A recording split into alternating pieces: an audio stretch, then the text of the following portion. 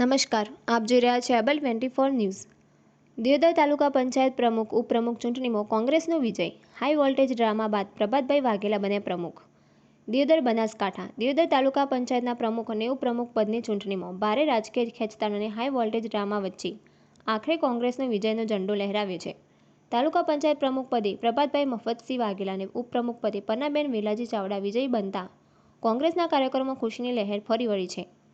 ચૂંટણી દરમિયાન રાજકીય માહોલ અત્યંત ગરમ રહ્યો હતો। બંને પક્ષો દ્વારા જીત માટે જોરદાર પ્રયાસો કરવામાં આવ્યા હતા। જોકે અંતે કોંગ્રેસની બહુમતીનો વિશ્વાસ જાળવી રાખીને તાલુકા પંચાયત પર કબજો જમાવ્યો હતો। આ સમગ્ર ચૂંટણી પ્રક્રિયામાં તાલુકા પંચાયતના સભ્ય કિંજલબેન ઠાકોર ચર્ચામાં કેન્દ્ર બન્યા રહ્યા છે। ગર્ભાવસ્થાની સ્થિતિમાં હોવા છતાં તેઓ મતદાન પ્રક્રિયામાં હાજર રહ્યા અને પોતાના પક્ષ પ્રત્યે વફાદારી દર્શાવી હતી। પ્રસૂતિની પીડા વચ્ચે પણ તેમણે લોકશાહી પ્રત્યેની પ્રતિબદ્ધતા વ્યક્ત કરી હોવાનું ચર્ચાઈ રહ્યું છે। કિંજલબેન ઠાકોરના નિવેદન મુજબ લોકશાહી સૌથી મહત્વપૂર્ણ છે, જવાબદારી નિભાવવી એ મારી ફરજ હતી। રામ રાખે તેને કોણ પછાડી શકે, તેમના આ શબ્દો રાજકીય વર્તુળોમાં ચર્ચાનો વિષય બન્યા છે। કોંગ્રેસના કાર્યકરોનું માનવું છે કે આ જીત માત્ર રાજકીય વિજય નથી, પરંતુ લોકશાહી મૂલ્યો અને પક્ષની પ્રત્યેની નિષ્ઠાનો પણ વિજય છે। બીજી તરફ વિરોધ પક્ષે પણ ચૂંટણી પરિણામને સ્વીકારી લોકશાહી પરંપરાનું પાલન કર્યું હોવાનું જાણવા મળે છે। દિયોદર તાલુકા પંચાયતની આ ચૂંટણી છેલ્લા કેટલાક દિવસોથી સમગ્ર જિલ્લામાં ચર્ચાનું કેન્દ્ર બની હતી। અંતે કોંગ્રેસના ઉમેદવારની જીત સાથે તમામ અટકળોનો અંત આવ્યો છે અને તાલુકા પંચાયતના નવા સુકાનીઓ તરીકે પ્રભાતભાઈ મફતસિંહ વાઘેલા અને પન્નાબેન વેલાજી ચાવડા સત્તાવાર પસંદગી થઈ છે। મુખ્ય મુદ્દા દિયોદર તાલુકા પંચાયતના પ્રમુખ પદે પ્રભાતભાઈ મફતસિંહ વાઘેલા વિજયી છે। ઉપપ્રમુખ પદે પન્નાબેન વેલાજી ચાવડાની જીત। હાઈ વોલ્ટેજ રાજકીય ખેંચતાણ બાદ કોંગ્રેસનો વિજય। ગર્ભવતી સભ્ય કિંજલબેન ઠાકોર મતદાનમાં હાજર રહ્યા। કોંગ્રેસની આ જીતને લોકશાહી અને પક્ષની પ્રત્યેની વફાદારીનો વિજય ગણાવી છે। ચૂંટણી પરિણામ બાદ કોંગ્રેસના કાર્યક્રમો ઉજવણીનો માહોલ। અહેવાલ રણજીતસિંહ ઠાકોર, એબલ 24 ન્યૂઝ વડનગર। આજે અમારો વિજય થયો છે। હું કહેવા માંગુ છું કે લોકશાહીની સત્યનો સાથ આપશો તો વિજય થશે અને હું બધાની આભારી છું। મીડિયાવાળા, જનતા, આરોગ્ય કેન્દ્ર, પોલીસ કર્મચારીઓની અને કોંગ્રેસ પક્ષના તમામ અધિકારીઓની હું આભારી રહું છું અને આવી પરિસ્થિતિમાં પણ એ એમનો સાથ આપ્યો છે અને હું દરેક બહેનોને કહેવા માંગુ છું કે તમારી આવી પરિસ્થિતિ હશે તો તમે આવી રીતે સાથ આપશો તો જનતા પણ તમારો સાથ આપશે અને બહેનોને પણ અધિકાર મળશે। તકલીફ તો ઘણી પડી છે, પણ લોકશાહીનો સાથ આપવા માટે મેં તકલીફો પણ વેઠી, બધું વેઠી, પણ અત્યારે સત્યની જીત થઈ છે એટલે હું બહુ ખુશી છું। દુઃખ પણ પડ્યું, પણ મને અત્યારે દુઃખની કાંઈ ચિંતા નથી અને હું ખૂબ ખુશ છું।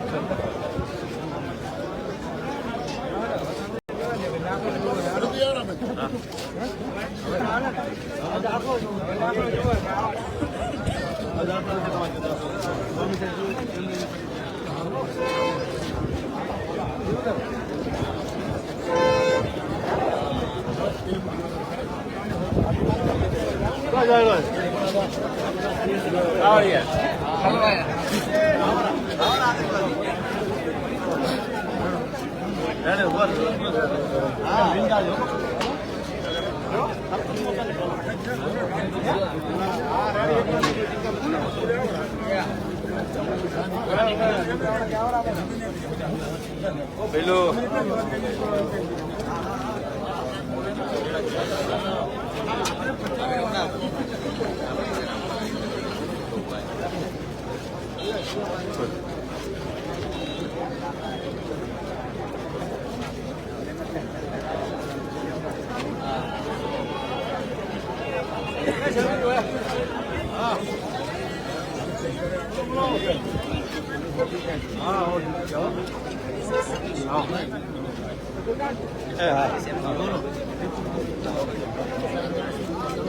આલજો રો ભાઈ ડોમે બહાર થાય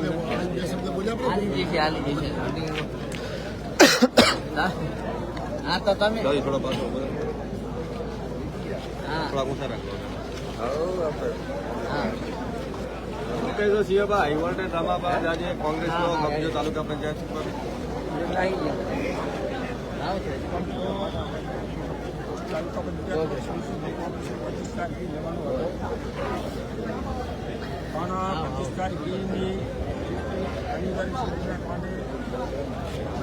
ના ના ના કમ્પ્લીટ થઈ એના પછી 27 તારીખ હતી 27 તારીખે પણ 11 સાડા 11 ટાઈમ તો આવ્યા ટાઈમ ફીરવી અમે 3 વાગ્યાનો કર્યો 3 વાગ્યા સુધી ના આવ્યા તાલુકા વિકાસ અધિકારી ગ્રામની પિસ્તાળીસ દરેકે દરેક સભ્યની ધ્યાન કરવામાં તાલુકા મને મંગળવારે કારણે આજની બધી નિયુક્તિના પૂરતી હોય ધ્યાન કરવામાં આવશે ખાલી હોય મેં તેનું એમ કીધું તમારે ચૂંટણી 5 વાગે કરજો તમારા સુધી આગળ છે અમે અમને કીધું તમારા સુધી દુનિયાને છોડે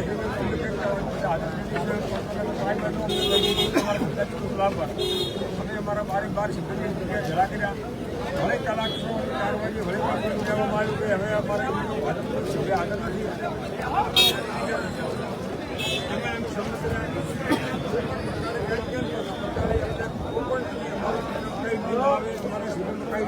થાય જેને રાજનીતિ કરી અને તાલુકા પંચાયત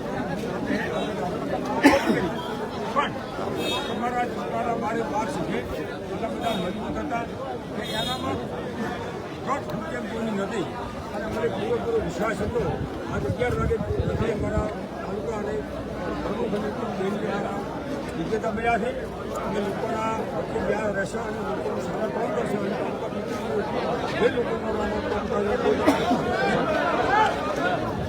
થેન્ક યુ